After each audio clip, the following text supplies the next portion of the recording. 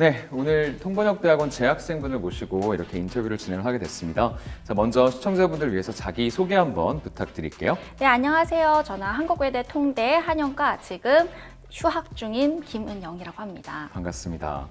자, 그러면 통번역대학원 입시를 시작하시기 전에 네. 영어 실력은 어느 정도였는지, 그리고 또 어떤 식으로 영어를 공부해 오셨는지에 대한 배경에 대해서 좀 말씀을 해주실 수 있을까요? 그 영어 실력이라는 게 사실 이렇게 제가 제 실력을 객관적으로 이렇게 말할 수 있을지는 잘 모르겠어요.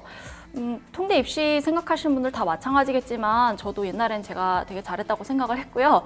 그래서 한 중학교 때까지 대전 살았는데 대전에선 좀 잘했습니다. 그래서 잘했다 생각을 하다가 외고를 갔어요. 그래서 외고 가니까 영어과에 잘한 친구들 되게 많더라고요. 전 중국어과였는데 중국어과에서는 그래도 제일 잘했고요. 그래서 어쨌든 영어 특기자 전형으로 대학을 갔으니까 토플 118점이었습니다. 고3 때. 그래도 뭐 저보다 잘하는 친구들 너무 많죠. 예. 그러면 입시하시기 전에 일상생활에서 영어를 얼마나 쓰실 일이 많으셨어요? 일단 저는 국작부를 나왔어요. 그래서 학부 국작부이신 분들 워낙 많겠지만 영어 특기자 혹은 재외국민 전형으로 친구들 싹 뽑아서 그 친구들끼리 생활하고 교수님들 다 외국분이시고 영어로만 이루어지는 수업이기 때문에 그래서 학교에서 좀 썼던 것 같고 또 제 친동생이랑도 영어를 많이 쓰는 편이었습니다. 그러면 통번역대학원에 처음 진학을 하시기로 결정을 하셨을 때 어떤 네. 계기로 지원을 결정하게 되셨나요? 사실 저는 특별한 계기라는 게 없었어요. 저는 그 전에 직장 생활을 하고 있었는데 제가 사무직이랑 잘 안 맞더라고요, 성격이. 그래서 조금 억지로 1년만 채우자 하고 다니고 있었는데 어느 날 더 이상 못 다니겠다 하고 급하게 퇴사를 결정했거든요. 아침에 일어나서 출근할 데가 없어서 어떡하지? 하다가 그냥 통대라는 게 있다는 건 알고 있어서 통대 입시 학원에 가볼까? 하고 그냥 무작정 갔습니다. 특별한 계기가 없었어요. 그 전에 통대에 대해서는 알고 있었던 게 제가 학부 때 통역 알바는 꽤 많이 했었어요. 그래서 그때 통대 분들도 접하고 뭔지는 알았는데 가야겠다는 생각은 해본 적은 없었습니다. 자, 학부 전공이 국제학부라고 하셨는데 네. 그러면 통번역과는 좀 완전히 다른 분야잖아요. 네. 어떤 식으로 처음에 통번역학에 입문을 좀 하셨고 어떤 방법으로 공부를 하셨을까요?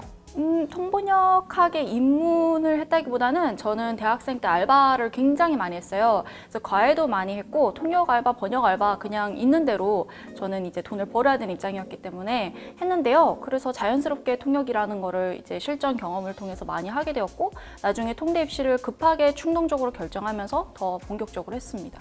그럼 아까 학원을 다녔다라고 말씀을 주셨는데요. 네. 그러면 학원에서 어떤 공부를 하셨나요? 학원에서 일단 수업을 저는 굉장히 많이 듣는 스타일이었어요. 어떤 마음도 있었냐면 어쨌든 학원 수강료가 돈이잖아요. 그래서 일단 돈을 너무 열심히 하게 되는 심리가 있어서 그래서 저는 수업을 진짜 많이 들었고요. 그리고 각 수업 때 나오는 자료를 가지고 스터디도 했고 또 뭐 에세이 같은 경우에는 마럴 에세이 필사도 했고요. 그래서 그냥 학원에서 시키는 대로 열심히 했습니다. 은영 씨께서 입시를 준비하셨을 때 네. 그 전체 준비 기간은 얼마나 됐으며 또 하루에 그런 공부는 몇 시간이나 하셨는지. 일단 한 9개월, 10개월 정도 학원 다니면서 했던 것 같고요. 시간은 제가 재본 적이 없어서 잘 모르겠지만 일단 아침 수업을 들었고 오후에도 수업을 들었고 수업 없을 때는 스터디하거나 자습했고 저녁 때 집에 갔으니까 그때는 입시 말고 딴 거는 과외만 몇 개 했고 그 외에 다른 건 안 했습니다. 네. 거의 하루 종일을 공부에 거의 다 쓰시고 조금만 이제 뭐 과외 같은 아르바이트를 했다는 뭐 말씀이시죠? 과외도 하고 친구도 만나고 술도 마시고 하긴 했어요. 네. 메모리 훈련 같은 건 어떤 식으로 좀 대비를 하셨을까요? 저는 메모리 훈련이라는 거를 따로 했다기보다는 그냥 스터디를 많이 했는데요. 하다 보면 느는 것 같아요. 요즘은 안 하다 보니까 최근에 혼자 해봤는데 잘 안 되더라고요. 하다 보면 느는 것 같습니다. 안 하면 줄고. 네. 그 통번역대학원 공부를 처음에 하시는 분들이 네. 많이 뭐 청취나 이런 거에서 어려움을 느끼시는 이유가 내가 영어를 편하게 썼어도 네. 이렇게 저널리즘에서 주로 쓰는 그런 어휘들이 있잖아요. 맞아요, 그래서 그런 맞아요. 것들을 처음 딱 들었을 때 낯선 것들이 많고 사실 이건 뭐 원어민이냐 아니냐를 떠나서 잘 안 쓰이는 말들을 언론에서 많이 쓰기 맞아요. 때문에 처음에 그런 것들이 좀 낯설었을 수 있을 것 같은데 맞아요, 그런 네. 것들은 어떻게 극복하셨을까요? 근데 저는 좀 운이 좋게도 저는 국제학부를 나와서 어쨌든 International Relations 이쪽 용어는 좀 익숙하긴 했고요, 개념도. 근데 이과 쪽 나왔거나 예체능 쪽 나왔으면 좀 낯설 것 같긴 해요. 전 유튜브랑 팟캐스트 되게 많이 들었는데요. 뭐 온갖 좋은 채널도 너무 많잖아요. 그다음에 뭐 NPR 이런 것도 많이 듣고 월스트리트 저널에서 나오는 것도 듣고 근데 그런 거를 막 너무 따로 시간 내서 듣기에는 딴 공부할 시간도 없으니까 평소에 화장할 때, 밥 먹을 때, 이동할 때 계속 틀어놨어요. 배경음악처럼. 네. 입시를 하면서 마인드 컨트롤은 어떻게 하셨어요? 근데 저는 마인드를 컨트롤하지 않았고요. 되게 스스로를 몰아붙였어요. 저는 사실 멀쩡히 다니던 회사를 엄마랑 상의 없이 그냥 그만둔 거라서 엄청 화나셨거든요. 그래서 엄마가 너 제대로 못하면 정말 국물덥다라고 하셔서 나는 떨어질 수 없다. 떨어지면 절대 안 된다. 반드시 합격을 해야 되고 또 반드시 우수한 성적으로 합격을 해야만 한다. 다른 옵션은 없다. 이렇게 생각했습니다. 그러면 입시를 굉장히 좀 그냥 이렇게 밀어붙이는 식으로 굉장히 스스로 채찍질하면서 하셨던 것 같은데 네. 입시에서 가장 중요하다고 생각하는 게 있다면 뭐 어떤 게 있을까요? 한 2가지 정도일 것 같은데요. 첫 번째로 체력이 되게 중요한 것 같아요. 근데 어릴 때 그래서 하는 게 좋은 것 같아요. 왜냐면 제가 곧 이제 내일 모레 30대가 되는데요. 체력이 진짜 예전 같지 않아요. 예전에는 전날 밤에 맥주 한 잔 해도 다음날 9시 수업 타격이 없었는데 이제는 정말 안 되더라고요. 그래서 어쨌든 뭐 술 안 마시는 게 좋고 공부 뭐 잠 잘 자고 밥 잘 먹고 체력 되게 중요한 것 같고요. 그리고 그냥 흔들리지 않는 거? 그 기분 상한다고 갑자기 스터디 막 파토 내고 이러지 않고 그냥 열심히 하는 게 좋은 것 같아요.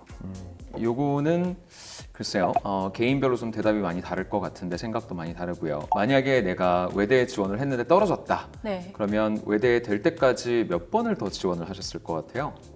저는 떨어지면 바로 취업했을 것 같습니다. 왜냐하면 저희 집안은 재수란 없다라는 게 저희 집 모토예요. 저 학부 때도 재수 되게 하고 싶었는데 그 엄마가 너가 벌어서 해라 이래서 못했거든요. 돈이 없어서. 그래서 떨어지면 저 그때 벌어놓은 회사 생활하면서 벌어놓은 돈을 엄청 쓰면서 입시를 하고 있었기 때문에 더 쓸 돈이 없었어요. 네. 자, 그럼 합격 발표가 나고 나서 입학 전까지 몇 개월의 시간이 있잖아요. 네. 그때는 어떻게 보내셨는지 궁금해요.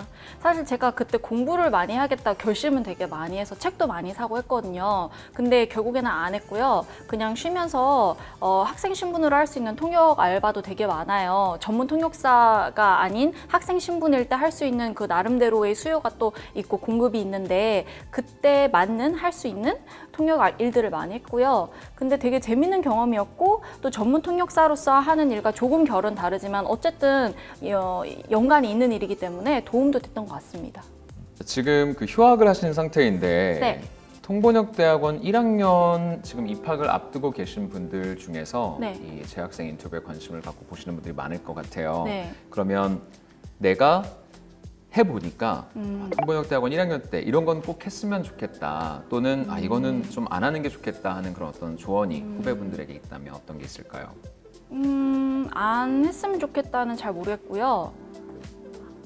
그거는 아셔야 될 게 통대 입시 때까지 메모리가 되게 중요하잖아요. 근데 통대 가면 그게 의미가 없어요. 왜냐하면 어차피 노트 테이킹을 하잖아요. 그래서 메모리가 좀 우수한 걸로 어떻게 약간 혜택을 보았다라고 생각하시는 저 같은 케이스들은 의미 없습니다. 이제 메모리라는 장점은 완전 없어지고요.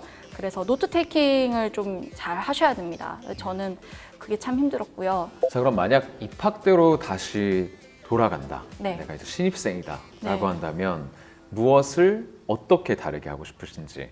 약간 공부적인 것보다는 생각보다 그 감정적인 게 되게 들끓는 환경이에요. 또 열심히 공부하는 친구들끼리만 모아놓으니까 얼마나 경쟁적이겠습니까, 분위기가. 근데 그런 분위기에 좀 무덤덤한 사람들이 오히려 더 나은 것 같아요. 예민하면 오히려 힘들고요. 그냥 무념무상으로 나는 공부를 한다, 해야 하기 때문이다, 이렇게 하면 좋을 것 같아요. 자, 통번역대학원 생활에 대해서 많은 분들이 좀 아웃사이더 입장일 때 밖에서는 좀 전혀 가늠이 안 가잖아요. 그렇죠. 들어가면 정말 치열하고 이제 이런 환경이 이제 딱 놓이게 되는데 그 환경에서 좀 살아남고 공부를 하면서 그때는 좀 멘탈을 어떻게 관리하셨어요? 사실 통역 좋아하는 사람들이 통대 가잖아요.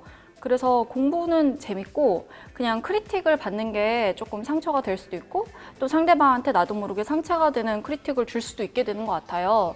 그래서 서로 기분 상하지 않게 하는 게 오히려 더 힘든, 대인관계적인 게 더 힘들 수 있을 것 같고요. 공부 자체는 그냥 시키는 대로 열심히 하면 그냥 재밌는 것 같습니다. 네. 자, 그럼 이제 마지막인데요. 네.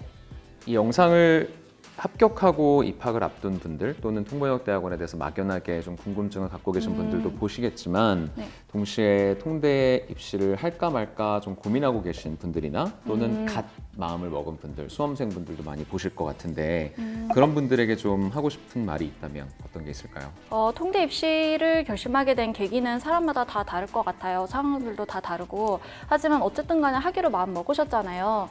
한번 해보는 것도 인생에 있어서 뭐 내 젊은 시절 한 번쯤 해볼 법한 도전인 것 같고요. 저도 할 때는 굉장히 많이 떨리고 스트레스 받았는데 시간 지나니까 언제 그런 일이 있었냐는 듯이 또 그렇게 인생이 무브온이 되더라고요. 그래서 돌아보면 또 별일 아닐 수 있으니까 지금 힘들더라도 그냥 열심히 하시면 나중에 뭐 좋은 추억이었다 생각하실 것 같습니다. 네, 오늘 이렇게 인터뷰를 그럼 마쳐보도록 할게요. 오늘 좋은 말씀 감사드리고요. 또 이렇게 인터뷰 응해주셔서 감사드립니다. 고맙습니다. 네, 저도 불러주셔서 감사합니다. 고맙습니다. It's detox time because you deserve better.